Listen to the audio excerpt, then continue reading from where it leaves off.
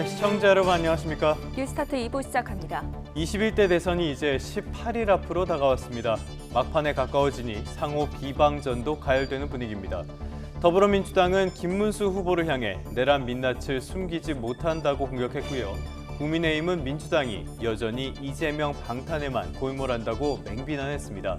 정책을 둘러싼 깊이 있는 경쟁은 이번에도 찾아볼 수가 없습니다. 한국과 미국의 무역 협상이 윤곽을 드러내게 될까요?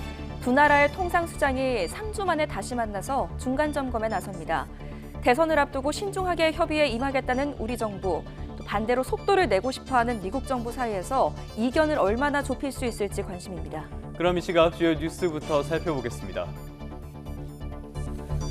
오늘 안덕근 산업부 장관과 제이미슨 그리어 미국 무역대표부 대표가 만나 관세 협상 중간 점검을 이어갑니다. 이런 가운데 미국 측의 요청으로 국내 조선업계와의 면담도 이뤄질 예정이어서 조선업이 관세 협상에서 지렛대 역할을 할 것이란 전망이 흘러나옵니다. 텃밭 민심을 공략하고 있는 더불어민주당 이재명 대선 후보가 오늘 전북을 찾습니다. 국민의힘 김문수 후보는 수도권 남부를 시작으로 지역 유세 일정을 재개합니다. 개혁신당 이준석 후보는 최상병 사건 관련 또 박정훈 전 해병대 수사단장의 기자회견에 참석해 무죄 선고에 힘을 실어줄 예정입니다. 국민의힘 김문수 대선 후보가 최근 윤석열 전 대통령과의 통화에서 탈당하지 말고 자리를 지켜달라는 취지로 말한 것으로 파악됐습니다. 이에 대해서 김 후보 측은 소통은 있었지만 관련 이야기는 없었다고 해명했습니다. 국가대표 축구팀 주장 손흥민 선수의 아이를 임신했다며 수억 원을 뜯어내려 한 혐의로 고소당한 20대 여성과 40대 남성에 대해 경찰이 구속영장을 신청했습니다. 서해안과 남해안을 중심으로 짙은 안개가 끼어 있어 출근길에 교통 안전에 주의가 필요합니다. 인천과 김포, 여수공항에는 저시정 경보도 발령됐습니다. 네, 오늘은 이 소식부터 알아보겠습니다. 아시아태평양 경제협력체, 그러니까 APEC 통상장관회의가 제주에서 개막했습니다. 이 회의에는 미국 관세 협상을 진두지휘하고 있는 제이미슨 그리어 미국 무역대표부 대표가 참석했죠. 우리뿐만 아니라 중국과 일본 같은 여러 나라들과 관세와 관련한 양자 회담을 이어가고 있습니다. 특히 한미 한중 회동에서 관세 관련 진전된 합의가 나올지 이목이 쏠리고 있습니다. 황혜경 기자입니다. 한 손에 묵직한 서류철을 든 제이미슨 그리어 미 무역대표부 대표가 회의장으로 들어섭니다. 양옆에 앉은 베트남과 태국 대표는 회의 시작 전 잠시라도 대화를 나누기 위해 그리어 대표에게 말을 겁니다. 무역 혁신과 다자무역 활성화를 논의하기 위해 APEC 회원국 통상수장들이 한자리에 모였지만 관심은 온통 미국과의 관세 협상에 쏠린 모양새입니다. Given the many challenges facing the multilateral trading system, the very existence and the role of APEC has become increasingly evident. 그도 그럴 것이 미국이 18개 나라와 관세 협상을 동시에 진행하고 있어서 관련국들은 협상 진전을 위해 잠시라도 그리어 대표와 만나기를 희망하는 것으로 알려졌습니다. 그리어 대표 참석이 확정되자 APEC 통상장관회의 참석자를 차관급에서 장관급으로 격상한 나라도 여럿 있을 정도입니다. 치열한 경쟁 속에서 우리도 정인교 본부장이 먼저 그리어 대표와 회동하고 오늘은 안덕근 장관과도 면담이 예정돼 있습니다. 지난달 2+2 회동 이후 진행 중인 관세 실무 협상의 중간 점검을 위한 고위급 접촉입니다. 이미 철강과 자동차 관세로 국내 관련 업계 타격이 가시화하고 있고 반도체와 의약품 관세, 25%에 이르는 상호 관세도 예고된 터라 중간 점검 성과에 이목이 쏠리고 있습니다. 다만 미국 측 요청으로 오늘 우리 조선업 선두주자인 HD 현대중공업과 하나오션 관계자가 그리어 대표와 단독 면담하는데 조선업에서의 한미 협력이 향후 관세 협상에서 중요한 지렛대 역할을 할 거란 기대가 커지고 있습니다. 짧게는 10여 분, 길어야 30분에 불과한 릴레이 양자회담으로 이곳 회의장이 뜨겁게 달아오르는 가운데 우리를 비롯한 3가국들이 과연 어떤 성과물을 들고 돌아갈 수 있을지 관심입니다. YTN 황혜경입니다. 조금 전에 보신 것처럼 제이미슨 그리어 미국 무역대표부 대표가 방한 중이죠. 국내 조선업의 선두주자인 HD 현대중공업 그리고 하나오션 대표가 그리어 대표와 만납니다. 정부와 업계 관계자 이야기를 들어보면 HD 현대중공업과 한화오션 대표는 오늘 제주에서 제이미슨 그리어 대표와 비공개로 단독 면담을 진행할 예정입니다. 오늘 오후에는 산업부 안덕근 장관과 그리어 대표 사이에 관세 협상 중간 점검도 예정된 가운데 우리 조선업계와의 면담이 관세 협상에서도 중요한 지렛대 역할을 할 것이라는 전망이 나오고 있습니다. 이번에는 미국과 중국의 상황도 살펴보죠. 중국이 미국과 약속한 대로 115% 관세 인하에 이어서 비관세 보복 조치를 속속 풀었습니다. 그러나 미국의 급소를 노린 히토류 수출 통제에 대해선 엇갈린 신호를 보내고 있습니다. 베이징 강정규 특파원입니다. 중국 내원고에서 전기차 모터용 히토류 연구 자석을 만들어 미국과 유럽 등지에 수출하는 기업입니다. 이곳을 비롯한 히토류 업체 3곳이 최근 중국 상무부의 수출 허가를 받았다는 보도가 나왔습니다. 지난달 4일 미국과 관세 전쟁 와중에 히토류 7종에 대한 수출 제한 조치가 나온 뒤 처음입니다. 앞서 12일 스위스에서 미국과 첫 관세 합의 이후에 나타난 변화로 풀이됩니다. 根据中美经贸高层会谈共识，中方相应调整有关关税和非关税对美反制措施。 중국 당국은 약속대로 115%포인트 관세 인하에 이어 비관세 보복 조치도 일시 중지하고 나섰습니다. 미국 기업 45곳에 대한 제재와 민간 군사, 이중용도 품목 수출 통제 조치 등을 90일 유예하거나 중단한다고 발표한 겁니다. 그러나 히토류의 해외 반출을 풀어줬다는 당국의 공식 언급은 없었습니다. 되려 범국가 차원의 회의를 열고 전략광물 수출 통제 강화 방침을 내놨습니다. 战略矿产管控需从源头入手，加强开采、冶炼、加工、运输、制造、销售、出口全链条管控。 중국이 전 세계 공급망의 90%를 장악하고 있는 히토류는 첨단 기술 분야의 필수 자원입니다. 특히 미국 군수 산업에 미치는 영향이 커서 중국의 급소를 찔렸다는 말까지 나오고 있습니다. 90일 휴전 합의와 별개로 미국의 AI 반도체 기술 통제가 여전한 만큼 자원 무기를 활용한 중국의 희망 고문도 계속될 거로 보입니다. 베이징에서 YTN 강정규입니다. 이제 정말 얼마 남지 않았습니다. 이번에는 대선 전국으로 가보겠습니다. 선거 초반에 경상남북도를 돌았던 더불어민주당 이재명 후보가 이번에는 텃밭으로 꼽히는 호남 지역에서 전통 지지 기반 다지기에 주력했습니다. 경상도와 전라도를 잇는 통합 행보의 일환인데요. 이 후보는 모두가 무책임한 정권의 피해자라며 정권 교체 필요성을 거듭 강조했습니다. 황보혜경 기자입니다. TK와 PK 등 당의 험지부터 공략했던 이재명 후보는 공식 선거운동 나흘째부터 호남을 찾았습니다. 경남 하동 화기장터에선 광주와 대구 청년들과 만나 영호남 화합을 강조했습니다. 모두가 윤석열 정권의 피해자라며 국민의힘 심판론을 거듭 부각했습니다. 경상도, 전라도 나눠서 왜 싸웁니까? 무능하고 무책임한 정권의 피해자이기는 마찬가지인데. 지난달 담양군수 보궐선거 패배를 두고는 몸엔 좋지만 쓴 약이었다며 지지층의 힘을 모아달라고 호소했습니다. 조금 부족한 게 있더라도 자식이니까, 위기 국면이니까 총력을 다해서 반드시 이길 수 있도록. 국민의힘을 탈당한 뒤 이 후보 지지를 선언한 무소속 김상욱 의원에겐 직접 민주당 입당을 제안하며 외연 확장에도 주력했습니다. 이 후보는 전남 광양과 순천, 목포를 잇따라 방문하며 수도권 집중 해소와 국토 균형 발전 필요성도 강조했습니다. 스승의 날을 맞아 교사의 권리를 보장하고 유아 초등교육 국가 책임 강화, 지역 거점 국립대 육성 등 교육 공약도 제시했습니다. 민주당 선대위는 이번 대선은 안정적 승리가 목표라며 일각에서 제기되는 압도적 승리 전망엔 몸을 낮췄습니다. 이재명, 김문수 두 후보의 양자 또는 3자 대결 격차는 서서히 줄어들 것으로 봅니다. 선거운동이 본격화되면서 후보들 간 접전 양상에 미리 대비하겠다는 전략으로 풀이됩니다. 공식 선거운동 초반부터 경상도와 전라도를 잇는 동서횡단 행보로 지역과 이념을 뛰어넘는 통합을 강조한 이재명 후보. 오늘은 전북을 찾아 이틀 연속 텃밭 민심 다지기에 나섭니다. YTN 홍보일경입니다. 국민의힘 김문수 대선 후보는 윤석열 전 대통령의 계엄권 발동은 부적절했다면서 사과했습니다. 하지만 헌법재판소의 만장일치 파면 선고에는 독재 국가에서나 볼 법한 매우 위험한 결정이라며 사실상 탄핵 반대 입장을 거듭 내놨습니다. 손효정 기자입니다.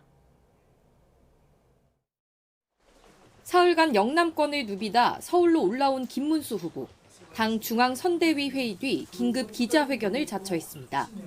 비상계엄에 명확한 입장을 묻는 취재진 질문이 쏟아졌는데 김 후보는 젊은 시절 계엄을 겪었던 경험을 빗대 윤 전 대통령의 계엄 선포 역시 부적절했다고 지적했습니다.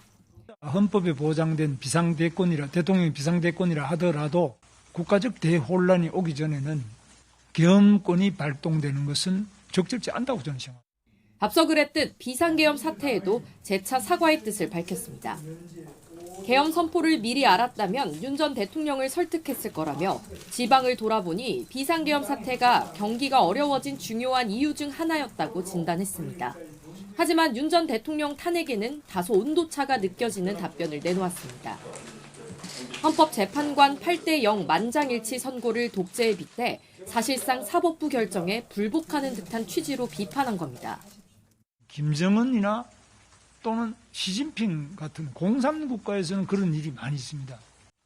다양한 견해가 공존할 수 있다는 것을 보여주지 못하는 헌법재판소는 매우 위험하다. 공식 선거운동 시작 이후 보수 텃밭 다지기에 주력했던 김 후보는 서울 신도림역 아침 출근길 인사로 수도권 일정을 소화했습니다. AI와 기업을 주제로 한 조찬 강연회와 조셉 윤 주한 미국 대사와의 오찬으로 경제 외교 정책 행보도 이어갔습니다.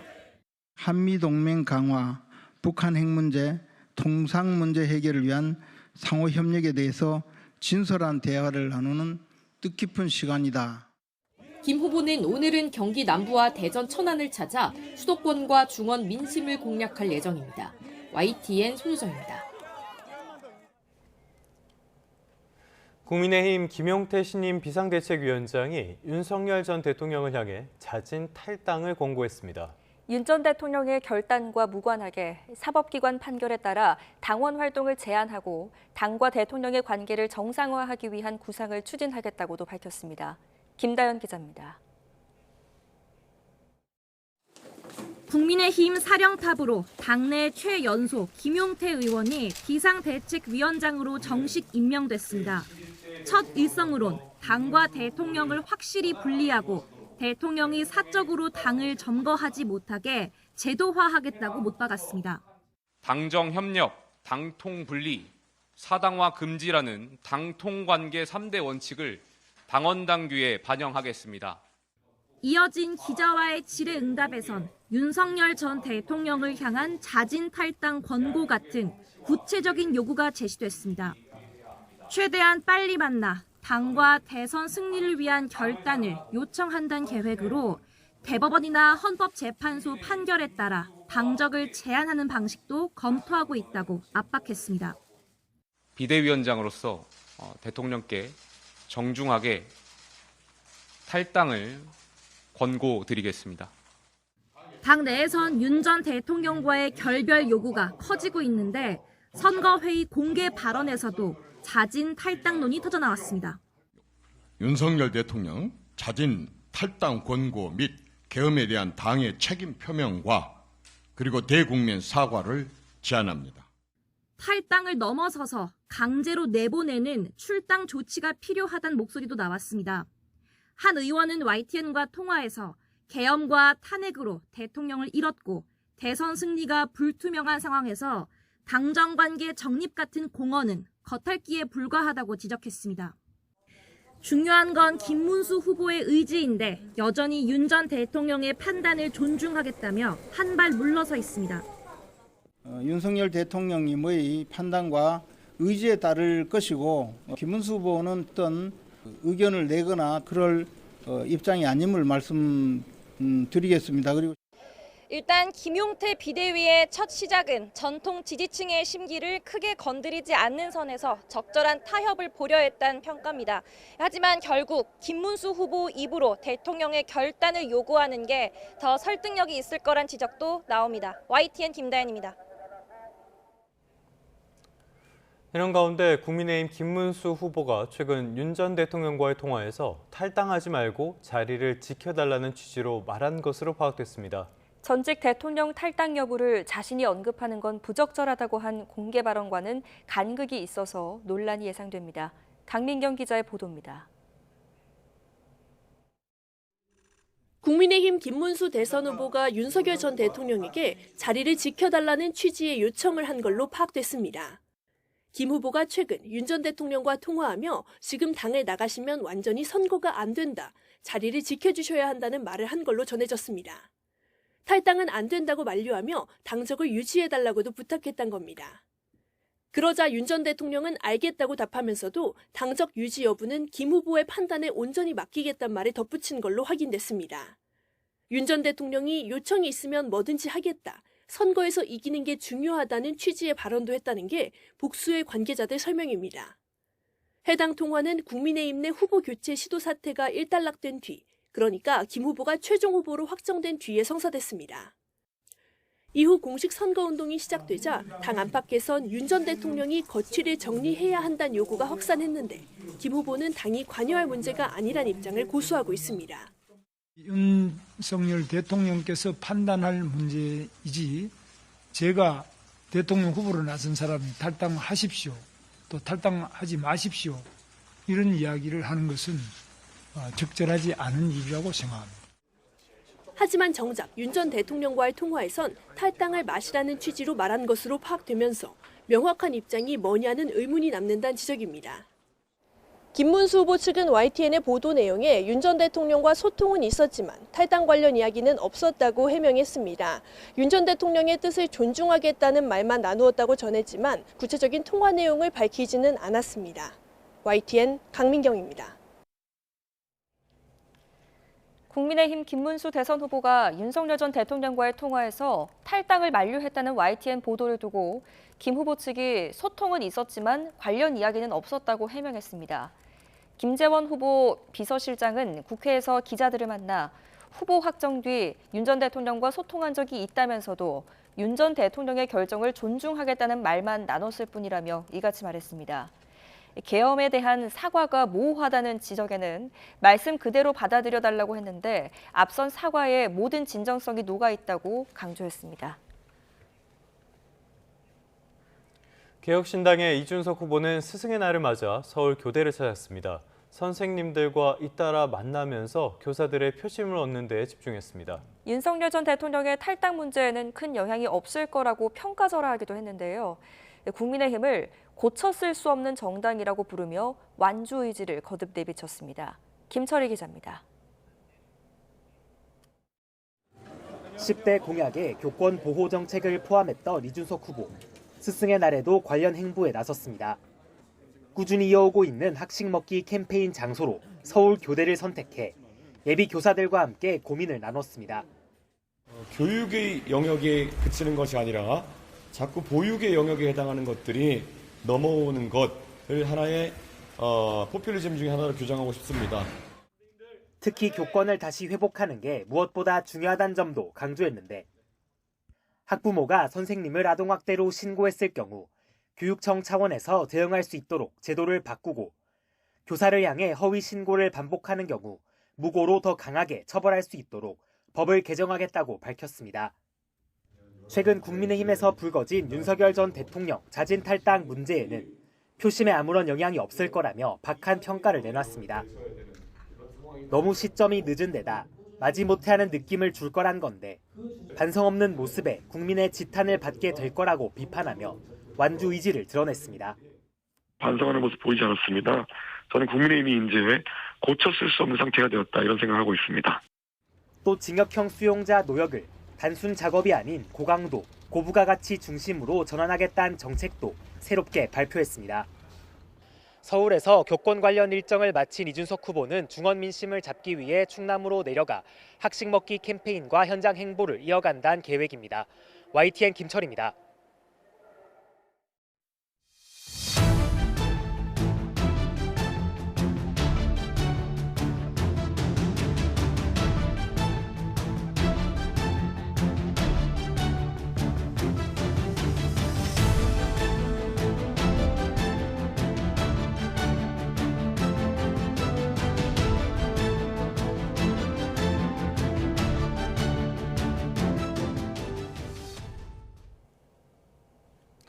네, 이번에는 날씨 살펴보도록 하겠습니다. 저희 뒤에 보이는 게 현재 상황인데요. 안개가 꽤나 짙게 깔려 있죠. 새벽부터 서해안 이쪽으로 바다 안개가 유입이 되면서 해안가를 중심으로는 안개가 굉장히 짙게 끼어 있습니다. 특히 인천과 김포, 여수에는 공항을 중심으로 저시정 경보가 내려진 상황입니다. 지금 이 시각 YTN 재난보도 시스템 이다스를 통해서 안개가 많이 끼어 있는 지역을 살펴보도록 하겠습니다. 지금 보시는 곳은 전남국도 17호선 쪽입니다. 굉장히 안개가 짙게 끼어 있는 모습을 볼 수 있는데요. 새벽 시간대라서 교통량이 많지는 않지만요. 조심하셔야겠습니다. 네, 인천대교 제2경인선 사장교 서측 보겠습니다. 양방향 모두 흐릿한 상황을 저희가 확인을 할 수가 있고요. 차량 흐름이 그렇게 많지는 않지만 간간히 지나는 차량들 저희가 볼 수 있습니다. 비상 깜빡이를 켠 채 운행을 하는 자동차들의 모습이 보입니다. CCTV상으로만 봐도 가시거리가 크게 떨어집니다. 넉넉한 안전거리가 필요하겠고요. 비상 깜빡이 꼭 켜셔서 사고 없도록 주의하셔야겠습니다.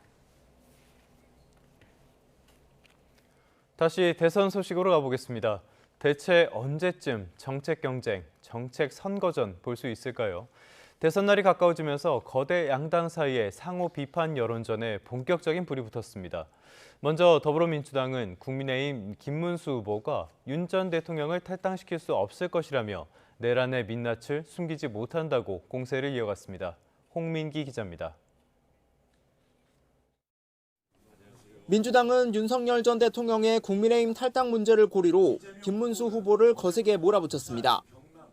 김 후보가 대통령 후보가 된 건 윤 전 대통령 덕분이라며 윤 전 대통령을 끊어낼 리가 만무하다고 날을 세웠습니다. 아무리 위장을 해도 극우, 내란, 기득권 세력의 민낯이 숨겨지지 않습니다. 내란을 일으킨 1호 당원에게 탈당을 구걸하지 말고 당무 우선권을 가진 김 후보가 직접 나서 제명하라고도 촉구했습니다. 이번 대선은 이재명 후보 대 윤 전 대통령 전광훈 목사 간 대결이라며 내란 세력 심판 구도를 거듭 강조했습니다. 민주당은 특히 국민의힘 선거대책위원회에 영입된 인사들을 정조준했습니다.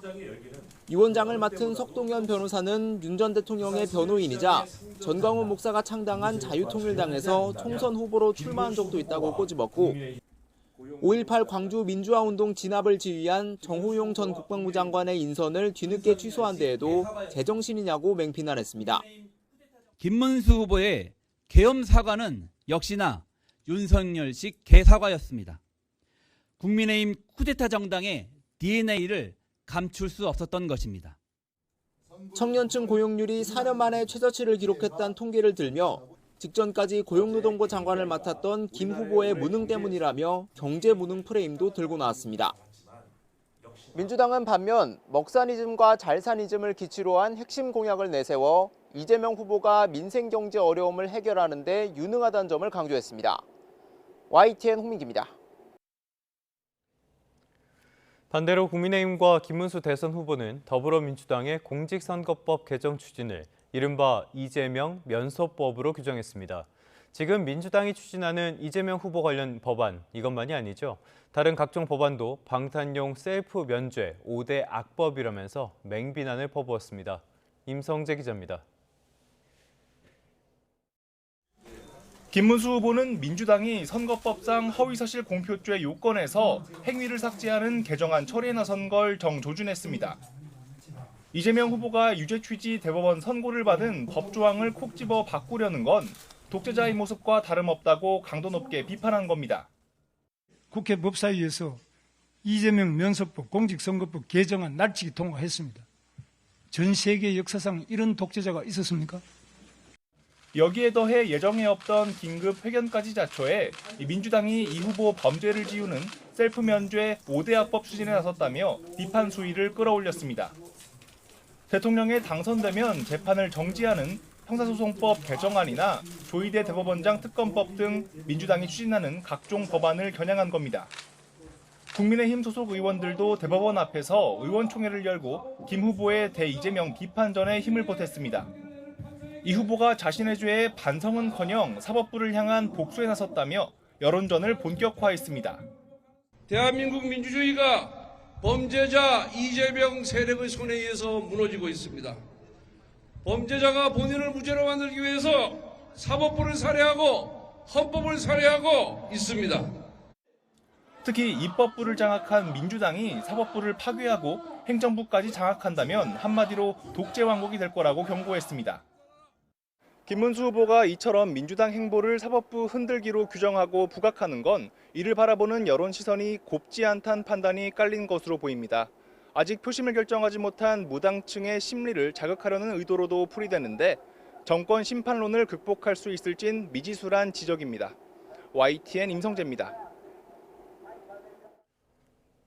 탈당 뒤에 미국 하와이에 머물고 있는 홍준표 전 대구시장이 대선 후보 경선에 실망감을 느껴 국민의힘을 떠났다고 밝혔습니다. 홍 전 시장은 자신의 온라인 소통 플랫폼 청년의 꿈에 이같이 댓글을 남겼습니다. 이어 지난 대선에서 윤석열 전 대통령에게 당심에서 참패했을 때 탈당하려고 했지만 마지막 도전을 위해 보류했는데 이번에도 사기 경선을 하는 것을 보고 국민의힘에서 은퇴했다고 주장했습니다. 홍준표 전 대구시장의 측근으로 꼽히는 국민의힘 김대식 의원이 홍 전 시장의 선거대책위원회 합류를 설득하기 위해 오는 18일 미국 하와이로 떠나는 것으로 확인됐습니다. 김 의원은 YTN과의 통화에서 홍 전 시장을 설득해달라는 김 후보의 요청을 받고 오는 18일 미국에 간다고 밝혔습니다. 김 후보는 김 의원에게 대선 승리를 위해서는 홍 전 시장과 함께해야 한다는 진정성을 전달해달라고 요청한 것으로 파악됐습니다. 국민의힘 안철수 의원은 함께 당내 대선 경선을 치렀던 한동훈 전 대표 그리고 홍준표 전 시장, 무소속으로 출마를 선언했던 한덕수 전 총리를 향해 힘을 합쳐달라고 호소했습니다. 안 의원은 국회 기자회견을 열고 김문수 후보의 모습은 마치 이순신 장군처럼 고독한데 결기를 잃은 장수들이 뒤에서 바라만 보고 있다며 이같이 말했습니다. 안 의원은 또 한 전 대표를 향해 과자를 먹으면서 라이브 방송을 할 때가 아니라며 대의를 위해 나서달라고 말했고요. 홍 전 시장에겐 경선 과정에서 서운한 점이 있었다면 너그러이 풀어달라고 당부했습니다. 한 전 총리를 향해서는 후보 교체 과정의 아픔은 있고 국가의 미래를 위해 나서달라고 촉구했습니다.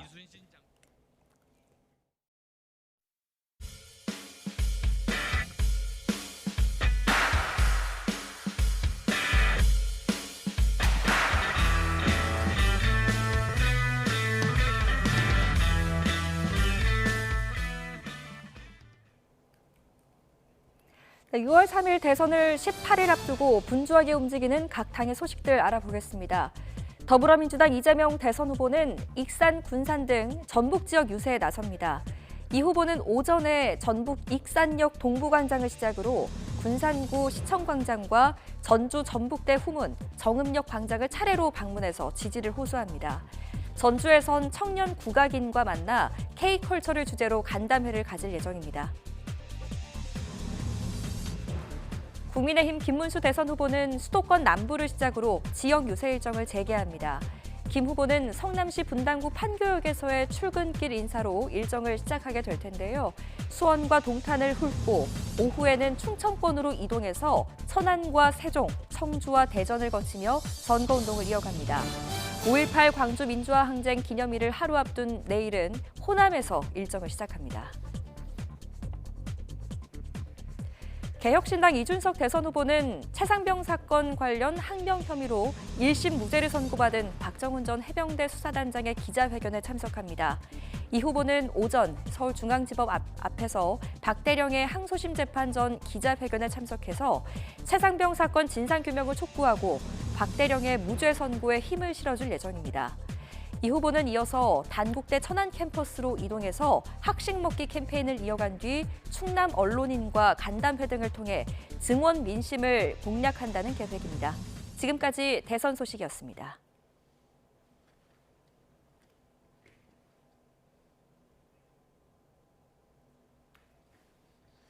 네, 제21대 대통령 선거운동이 시작되자마자 현수막과 벽보 등 각종 선거 홍보물을 훼손하는 일이 잇따르고 있습니다.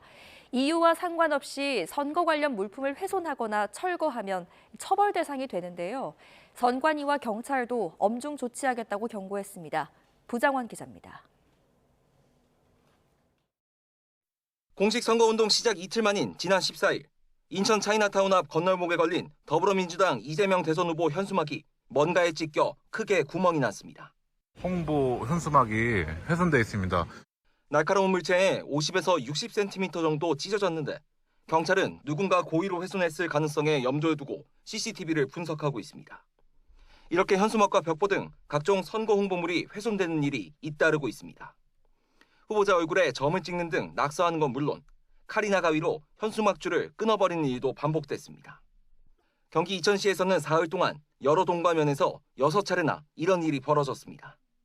넓은 지역으로 분포돼 있었고요. 섭섭갈로 끊고 두 번째는 라이터로 지지고.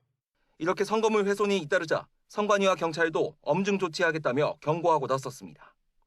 벽보나 현수막 훼손은 공직선거법에 따라 처벌 대상이 됩니다. 위반할 경우 2년 이하의 징역이나 400만 원 이하의 벌금에 처해지는데 공정선거를 방해하는 중대범죄를 여겨 일반적인 재물손괴죄보다 형량이 무겁습니다. 특히 술에 취해 우발적으로 훼손하거나 장난삼아 낙서하는 행위도 모두 처벌 대상인 만큼 각별한 주의가 필요합니다. YTN 부장원입니다. 이건 좀 황당한 일이네요. 법원이 판결문에 적어야 할 내용을 실수로 빠뜨리는 바람에 피고인이 다시 재판을 받게 된 일이 벌어졌습니다. 그러니까 어떤 법령을 적용해서 처벌하는지를 적지 않은 건데요. 결국 대법원이 직접 잘못을 바로잡았습니다. 김태원 기자입니다. 안산에서 병원을 운영하던 40대 의사 이모 씨는 공익신고를 한 간호사에게 부당한 전보 조치를 하거나 2차례에 걸쳐 정직 3개월 처분을 내리는 등 불이익한 조치를 내린 혐의로 재판에 넘겨졌습니다. 1심 법원은 반년 동안 심리한 끝에 이 씨의 혐의를 유죄로 인정하고 벌금 500만 원을 선고했는데 판결문에 어떤 법령을 적용해 이 씨를 처벌하는지를 적지 않았습니다. 형사소송법에서는 유죄를 선고할 때 판결 이후에 피고인의 범죄 사실과 증거 요지, 적용되는 법령을 명시해야 한다고 규정하는데 이를 어긴 겁니다.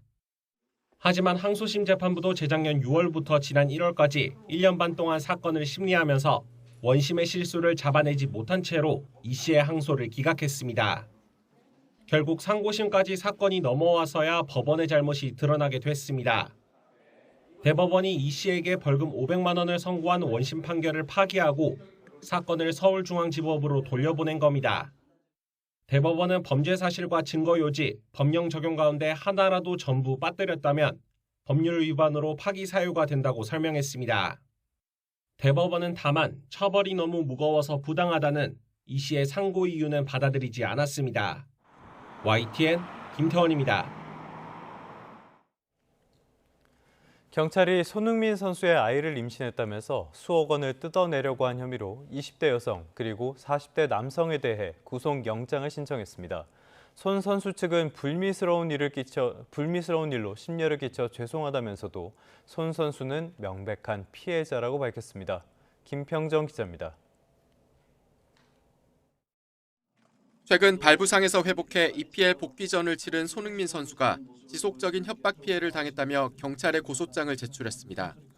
손 선수 측은 지난 7일 20대 여성 A씨를 공갈 혐의로 서울 강남경찰서에 고소했습니다.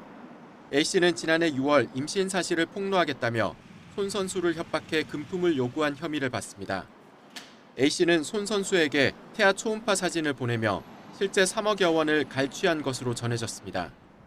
손 선수 측은 또 A씨 지인인 40대 남성에 대해서도 올해 3월 손 선수 측에 접근해 금품을 받아내려 했다며 고소장을 접수했습니다. 경찰은 이들의 주거지 압수수색을 통해 휴대전화 등 사건 관련 자료를 확보했고 구속영장도 신청해 수사에 속도를 내고 있습니다. 손 선수 측은 불미스러운 일로 심려를 끼쳐드려 죄송하다며 강경 대응 입장을 밝혔습니다. 허위사실로 협박해온 일당이 선처 없이 처벌될 수 있도록 할 것이라며 자신이 피해자라고 강조했습니다. YTN 김평정입니다. 사건 사고 한 줄 뉴스입니다. 사기와 준강제추행 등의 혐의를 받는 허경영 국가혁명당 명예대표에 대한 구속 여부가 이르면 오늘 결정됩니다. 가족 법인회사 자금 43억 4천여만 원을 횡령해 가상화폐에 투자한 혐의를 받는 배우 황정음 씨 측이 첫 재판에서 혐의를 인정했습니다. 회사 돈을 횡령하고 회사에 손해를 끼친 혐의로 기소된 최신원 전 SK네트워크스 회장에게 대법원이 징역 2년 6개월을 선고한 원심을 확정했습니다. 인천지방법원은 집에서 피를 흘리며 쓰러진 아내를 두고 외출한 혐의로 재판에 넘겨진 60대 남성 A씨에게 징역 1년 6개월에 집행유예 2년을 선고했습니다. 이천 물류센터 화재 현장에 대한 조사가 계속되고 있는 가운데 지금까지 추산된 재산 피해가 100억 원에 달하는 것으로 파악됐습니다. 어제 낮 1시 40분쯤 경기 성남시 분당동에 있는 분당 대진고 다목적 건물에 있는 급식실에서 불이 나 25분 만에 꺼졌습니다. 지금까지 한 줄 뉴스였습니다.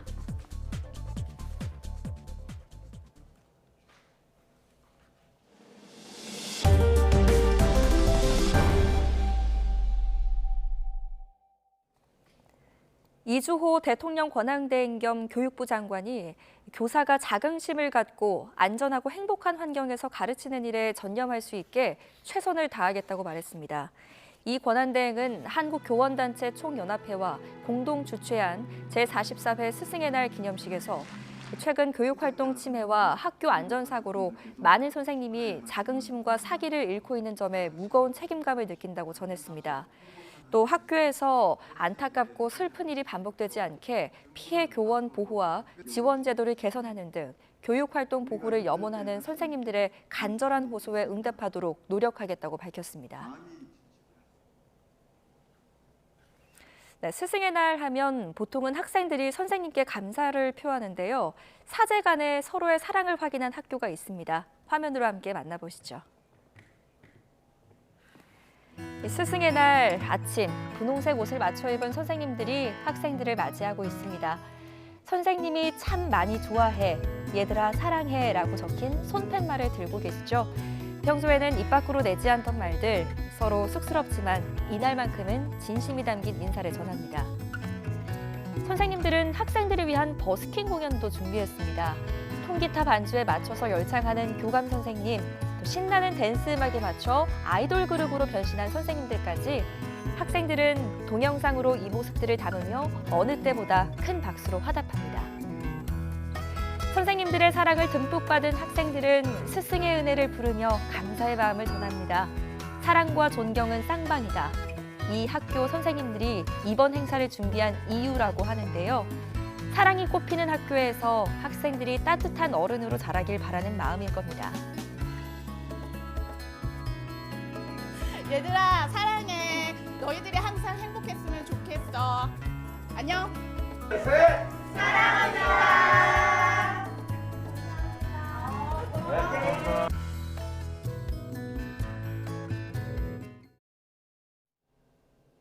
오늘 아침은 중부와 남해안을 중심으로 안개가 자욱합니다. 바다 안개가 유입돼서 현재 지도에 붉게 표시된 해안 지역은 100m 앞도 내다보기가 힘든 상태입니다. 서울을 비롯해서 노랗게 물든 지역도 가시거리가 1km 안팎인데요. 추돌 사고 우려가 큰 만큼 평소보다 천천히 운전하셔야겠습니다. 또 인천과 김포, 여수공항에는 저시정 경보가 내려져서 항공기 지연 가능성이 있습니다. 하늘도 잔뜩 흐린 가운데 현재 경기 남부와 충청도에 강한 소나기 구름이 발달해 있습니다. 오늘 중부지방에는 소나기가, 남부지방과 제주도에는 비가 오겠는데요. 오후부터 밤 사이 남해안과 제주도에는 시간당 최고 30mm의 폭우가 집중되겠습니다. 내일 새벽까지 제주 산간에 150mm 이상, 남해안에 100mm, 그 밖에 남부지방에 80mm의 비가 오겠고요. 중부지방에는 5에서 40mm 정도의 소나기가 예상됩니다. 돌풍과 벼락이 동반되겠고 우박이 떨어지는 곳도 있겠습니다. 오늘 서해안과 남해안, 제주도에서는 강한 바람도 동반됩니다. 안전사고에 주의하셔야겠습니다. 오늘 기온은 어제와 비슷합니다. 현재 기온 서울이 18.2도로 출발하고 있고요. 한낮에는 서울 22도, 광주 23도, 대구는 24도까지 오르겠습니다. 날씨였습니다.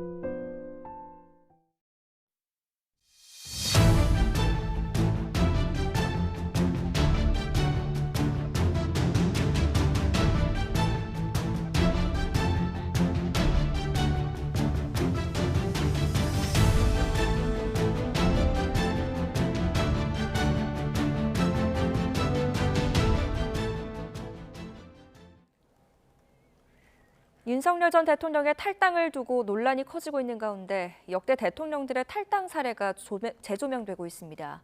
전현직 대통령이 탈당한 사례는 빈번하게 반복됐는데요. 강제로 출당당한 경우도 있습니다. 신윤정 기자가 정리했습니다. 박근혜 전 대통령에 대한 탈당 요구는 최순실 국정농단 사태로 국민적 분노가 고조되던 지난 2016년 11월 여당 비박계에서 터져나왔습니다. 당을 살려야 한다는 책임의식을 가지고 당적을 버려야 합니다. 그렇게 해서 우리 당의 지지 기반인 보수의 괴멸을 막아야 합니다. 친박계 지도부가 강경하게 거부했고 비박계가 당을 떠나며 당적을 유지하던 박 전 대통령은 파면 선고 8개월 만인 2017년 11월 강제 출당됐습니다. 새누리당 후신인 자유한국당은 국정농단 사태에 대한 정치적 책임을 묻기 위해 징계 절차 끝에 박 전 대통령에 대해 출당과 제명을 조치했습니다. 박근혜 당이라는 멍에에서 벗어나지 않을 수 없다고 판단을 했습니다. 박 전 대통령은 1987년 직선제 도입 뒤 강제로 당적을 상실한 첫 대통령이 됐습니다. 역대 대통령들은 대부분 임기 마지막 해에 친인척 비리 등 논란이나 여당의 차기 대선 주자들과의 갈등 속에서 당적을 내려놨습니다. 첫 탈당 사례는 1992년 노태우 전 대통령으로 당시 김영삼 민주자유당 대선 후보와의 갈등으로 탈당했고 5년 뒤 김 전 대통령은 당시 신한국당 이회창 후보와의 갈등 속에 탈당했습니다. 뒤이은 김대중 전 대통령도 여당 당적을 끝까지 지키지 못했는데 2002년 5월 새 아들 등의 비리 연루 의혹이 직접적 동기가 됐습니다. 노무현 전 대통령은 재임 기간 여당을 2번 탈당했습니다. 취임 7개월 만인 2003년 9월 친노 의원들의 신당 창당 움직임 속에 새천년 민주당을 자진 탈당했고 8개월 뒤 열린우리당에 입당해 임기를 1년 앞두고 당적을 스스로 정리했습니다. 이명박 전 대통령과 문재인 전 대통령은 임기 내내 당적을 유지했는데 다만 이 전 대통령은 박근혜 전 대통령에 대한 국회의 탄핵안 가결 이후 새누리당을 탈당했습니다. YTN 신윤정입니다. 중앙선거관리위원회는 올해 2분기 경상보조금으로 7개 정당에 130억 9천만 원을 지급했다고 밝혔습니다.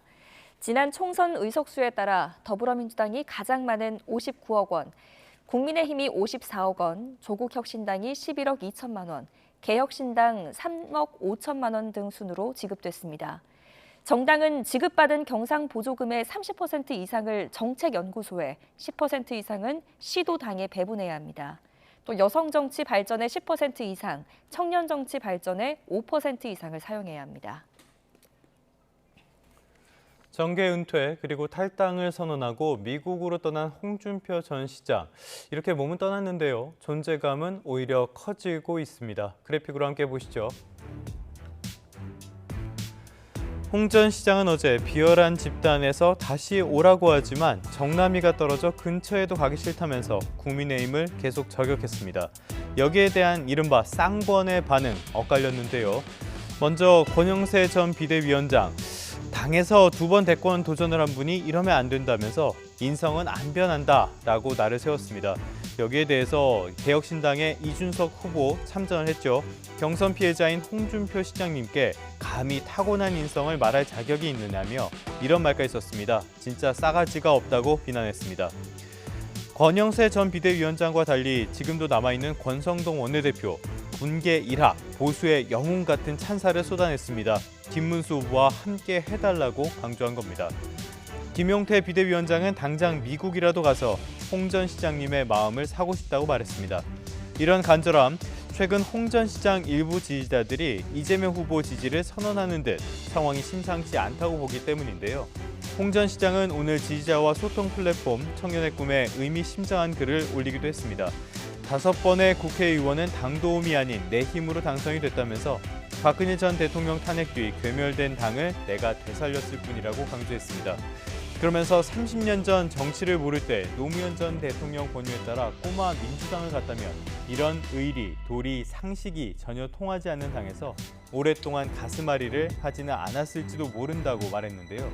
홍 전 시장의 측근으로 꼽히는 국민의힘 김대식 의원이 홍 전 시장의 선거대책위원회 합류를 설득하기 위해 오는 18일 미국 하와이로 떠납니다. 홍 전 시장의 마음을 돌릴 수 있을지에 이목이 쏠리고 있습니다.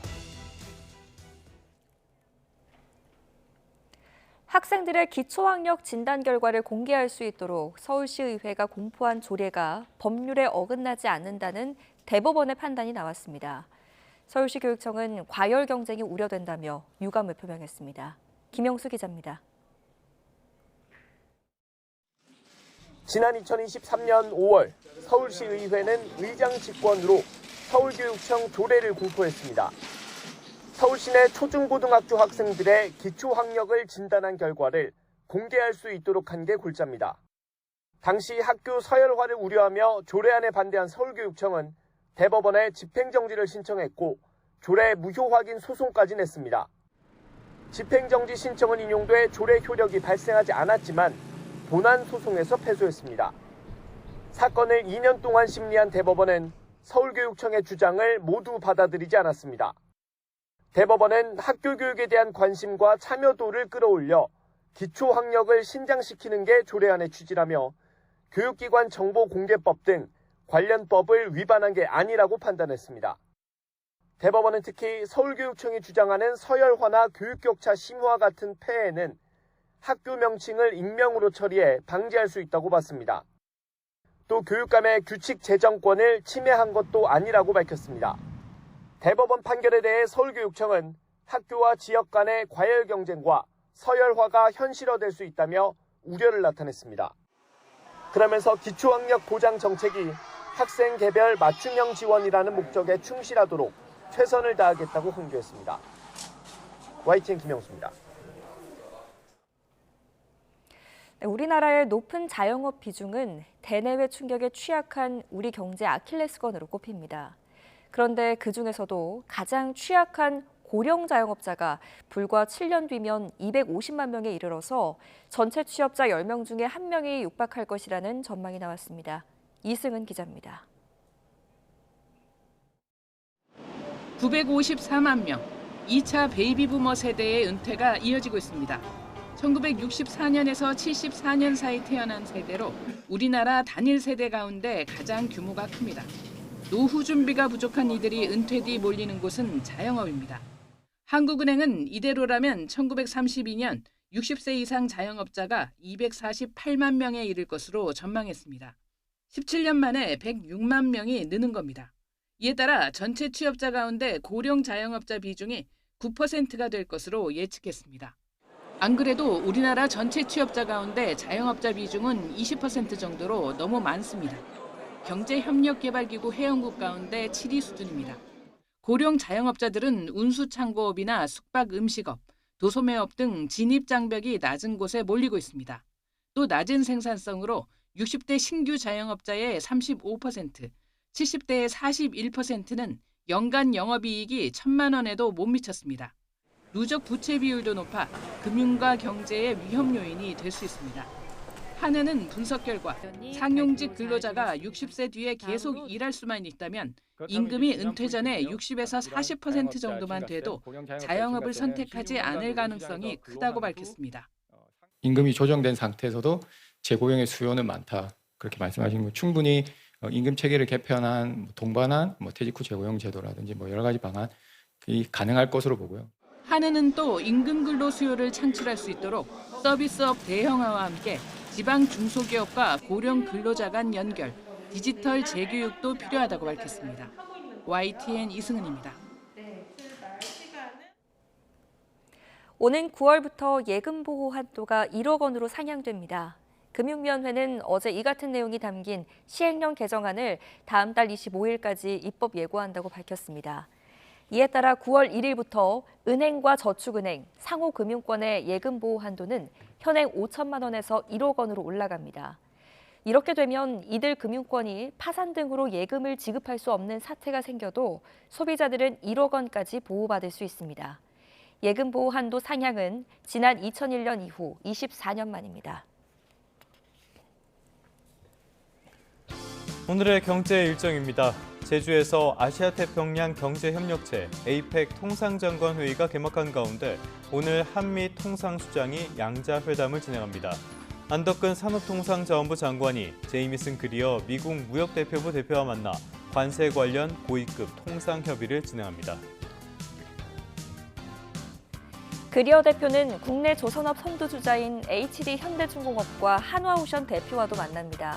이번 면담은 미국 측의 요청으로 이루어진 것으로 알려졌는데요. 관세 협상에서도 중요한 지렛대 역할을 할 것이라는 전망이 나오고 있습니다. 국책연구기관이죠. 한국개발연구원 KDI가 최근 올해 우리 경제 성장률 전망치를 0.8%로 확 끌어내렸습니다. 오늘은 기획재정부의 최근 경제 동향, 그러니까 그린북이 나옵니다.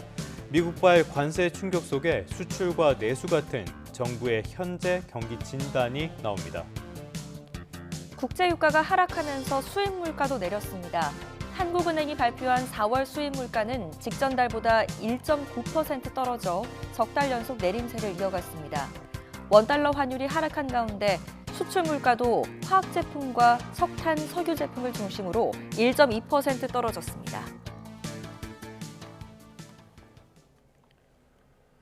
트럼프의 관세 정책 여파가 곳곳에서 나타나고 있습니다. 미국 경제에서 제일 중요한 소매 판매는 둔화했고요. 미국의 대표 소매업체인 월마트는 가격 인상도 예고했습니다. 제롬 파월 연방준비제도 의장은 물가 변동이 커질 수 있다며 탄력적인 대응 방침을 밝혔습니다. 뉴욕에서 이승윤 특파원입니다. 트럼프 미국 대통령의 관세 드라이브 여파 속에 미국의 대표적인 소매업체인 월마트가 가격 인상을 예고했습니다. 존 데이빗 레이니 월마트 최고 재무 책임자는 관세가 여전히 너무 높다며 이달 말이나 다음 달에 가격을 인상할 것이라고 말했습니다. 월마트의 가격 인상이 다른 소매업체로도 파급되면 소비자 부담 증가로 이어질 수 있습니다. 3월 1.7%였던 미국의 소매 판매 증가율은 4월 들어 0.1%에 그쳐 미국 소비자들은 이미 지출을 줄이기 시작한 것으로 나타났습니다. 경제 전문가들은 관세로 인한 가격 인상에 대응해 소매 지출이 앞으로 약화할 가능성이 크다면서 광범위한 경기 둔화를 전망했습니다. 이런 가운데 미국의 중앙은행격인 연방준비제도의 제롬 파월 의장은 인플레이션 변동이 커질 가능성을 경고했습니다. That inflation could be more volatile going forward than during the inter-crisis period of the 2010s.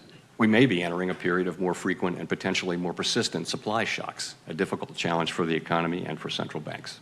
2020년 팬데믹 사태 전까지 1%대의 저인플레이션에 머물러 있던 미국 경제가 고인플레이션을 마주할 수 있다는 점을 시사한 것으로 풀이됩니다. 파월 의장은 통화정책 결정 운용 체계를 개편해 광범위한 경제 상황과 발전 상황에 탄력적으로 대응할 수 있도록 보장하겠다고 강조했습니다. 뉴욕에서 YTN 이승윤입니다. 관심이 집중됐던 러시아와 우크라이나의 정상회담이 무산됐죠. 양측의 대표단은 일정을 하루 바꿔서 이스탄불에서 만나기로 했습니다.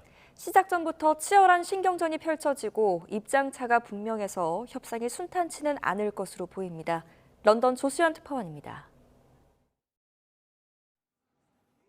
러시아와 협상을 위해 튀르키예 앙카라에 도착한 젤렌스키 우크라이나 대통령은 러시아 대표단 구성에 불만을 드러냈습니다.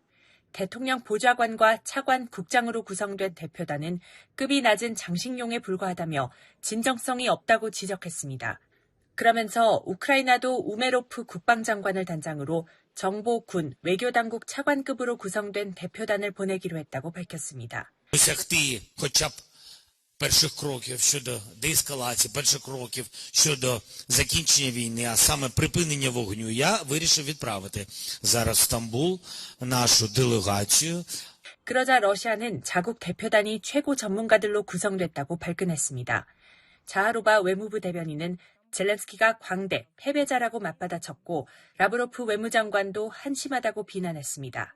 Зеленский какие-то там делал заявления, что он требует, чтобы Путин прибыл лично. Ну, жалкий человек, но всем же понятно. 거친 표현이 오간 끝에 결국 양측의 회담은 하루 연기됐습니다. 러시아는 타협에 나설 준비가 돼 있다면서도 2022년 중단된 협상의 연장선으로 본다며 장기적 평화 구축이 목표라고 밝혔습니다. 우크라이나의 중립국화와 함께 러시아가 점령 중인 영토에 대한 지위를 인정할 것을 요구할 것으로 예상됩니다. 그러나 우크라이나는 휴전을 중점적으로 논의할 거라고 밝혀 양측은 뚜렷한 입장차를 보였습니다. 푸틴과 젤렌스키의 정상회담이 결국 무산되고 협상 시작 전부터 팽팽한 기싸움이 벌어지면서 이번 한 차례 만남을 통해 유의미한 결과를 기대하기는 어려워 보입니다. 런던에서 YTN 조수연입니다. 구호품이 막힌 가자지구 주민들이 심각한 기근 위기에 내몰렸습니다. 이스라엘이 식량을 무기화한다는 국제사회의 비난이 쏟아지고 있습니다. 트럼프 미 대통령이 중동 순방에 나서고 하마스와 휴전 협상도 재개됐지만 이스라엘은 이틀째 맹폭을 이어갔습니다. 정유신 기자입니다. 냄비를 든 가자 주민 수십 명이 필사적으로 달려듭니다. 어른 나이 할 것 없이 서로 밀고 아우성칩니다. 석 달째 식량 반입이 막힌 가자에서 매일 벌어지는 비극입니다. 굶주린 아이를 돌봐야 하는 어머니는 절박합니다. هايها فاضية هايها بتشهد علي وزحمة وبنجي أول الدار بصير من كتر الزحمة الكل يا عمي جوعان أنا مش لايم على الناس لأنه الكل جوعان والكل بده يروع أولاده أنا عائلة 20 نفر. 이스라엘은 지난 3월 1일 하마스와 1단계 휴전이 종료된 이후 가자 물자 공급을 전면 차단했습니다. 때문에 가자 주민 210만 명 가운데 4분의 1가량이 기근에 내몰렸다는 유엔의 경고가 나왔습니다. What's clear, the lawyers say this to us, NGO partners and so on, is that if we were to acquiesce in a system like this in Gaza, we would be undermining our humanitarian principles globally. 식량을 무기화해 대량 학살을 저지르는 것이나 다름없다는 비난이 커지자 이스라엘이 조만간 인도적 지원 반입을 허용한다는 보도가 나왔습니다. 그러나 이스라엘은 하마스와의 휴전 협상 재개와는 관계없이 이틀째 맹폭을 퍼부어 어린이를 포함해 100여 명이 추가로 숨졌습니다. 전날 칸 유니스 병원 표적 공습으로 하마스 강경파 지도자인 무함마드 시나르가 숨졌다고 현지 언론들은 전했습니다. 중동을 순방 중인 트럼프 대통령은 가자 지구를 미국이 매입하면 좋겠다는 얘기를 다시 꺼냈습니다. And I have concepts for Gaza that I think are very good. Make it a freedom zone. Let the United States get involved and make it just a freedom zone. 트럼프는 올해 초에도 가자 주민을 이주시킨 뒤 휴양지로 개발한다는 구상을 밝혀 인정 청소를 연상시킨다는 비난을 사기도 했습니다. YTN 정신입니다.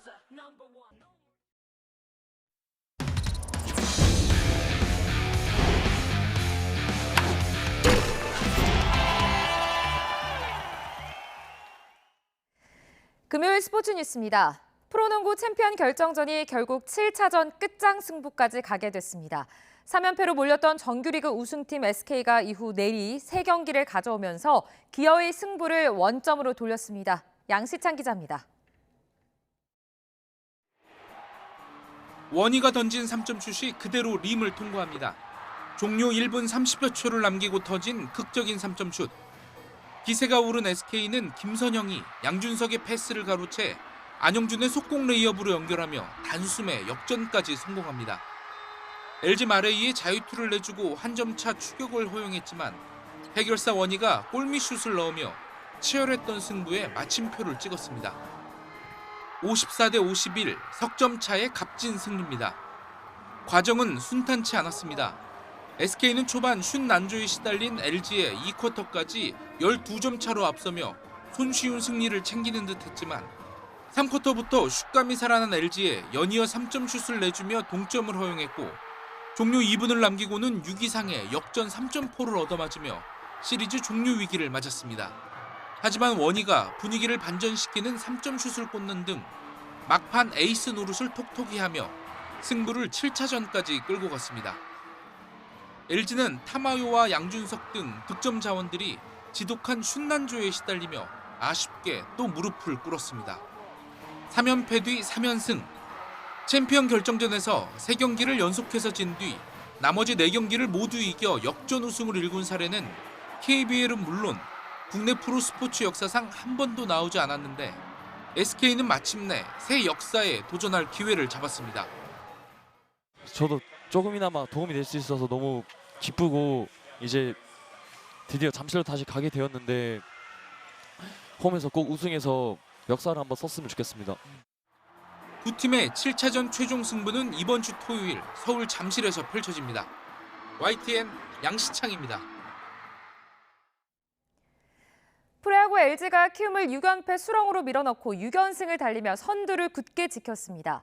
LG는 서울 잠실에서 열린 키움과의 홈 경기에서 선발 임찬규의 7이닝 1실점 호투와 오지환의 2점 홈런을 앞세워 6대2로 승리했습니다. 주중 3연전을 싹쓸이하며 6연승을 달린 LG는 단독 선두를 질주했습니다. 대전에서 두산은 양석환과 양의지, 강승호가 차례로 솔로 홈런을 터뜨리며 한화를 8대2로 꺾고 주중 3연전을 모두 승리했습니다. 삼성은 6이닝을 무실점으로 막은 후라도의 호투와 13개 안타를 터뜨린 타선의 힘을 앞세워 KT의 대승을 거뒀습니다.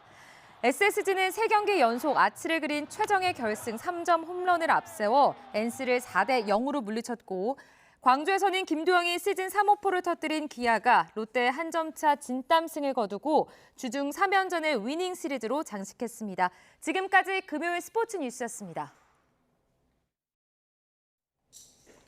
혼조세, 요즘 뉴욕 증시에서 자주 등장하는 단어입니다.